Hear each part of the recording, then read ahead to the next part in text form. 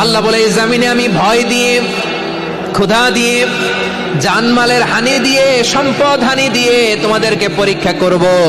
এই পরীক্ষায় সফল হবে তারা ধৈর্য ধারণ করেছে যারা। ইন্নাল্লাহা মা'আস সাবিরিন, ধৈর্য ধারণকারীদের সাথে আল্লাহ আছে রাডায়। ধৈর্য ধরতে হবে। ধৈর্য এমন গাছ যে গাছের চারিদিকে কাটা, ফলটা বড় মিষ্টি। বিশ্বনবী বলেন আজাবান লি আমরিল মুমিন আন্না আমরাহু কুল্লাহু লাহু খাইর ওয়া লাইসা যালিকা ইল্লা লিল মুমিন ফাইন আসাবাতহু সাররাউ শাকারা ফাকানা খাইরাল্লাহ ওয়া ইন আসাবাতহু দাররাউ সাবারা ফাকানা খাইরাল্লাহ। বিশ্বনবী বলেন এই যে ঈমানদারদের ব্যাপারটাই আলাদা, ব্যাপারটাই আলাদা। এটা ঈমানদার ছাড়া অন্য কেউ এই বরকত পায় না। কি বরকত? ফাইন আসাবাতহু সাররাউ শাকারা। ঈমানদাররা ভালো অবস্থায় থাকলে শুকরিয়া করে, এটা তার জন্য ভালো। শুকরিয়া করলে সওয়াব আছে না নাই?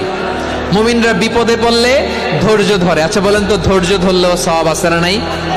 তাহলে সুখের সময় শুকর, দুঃখের সময় সবর, উইন উইন সিচুয়েশন। আমাদের সারা জীবনই এই দুই আমল আছে না নাই? হয় আমরা শুকর গুজার হই, নয় সবর করি। সুখের দিনে আমরা শুকর গুজার হই, বিপদের দিনে সবর ইখতিয়ার করি। তাহলে হয় শুকর নয় সবর। যখনই থাকি, যে অবস্থায় থাকি, আমাদের সওয়াব আছে না নাই?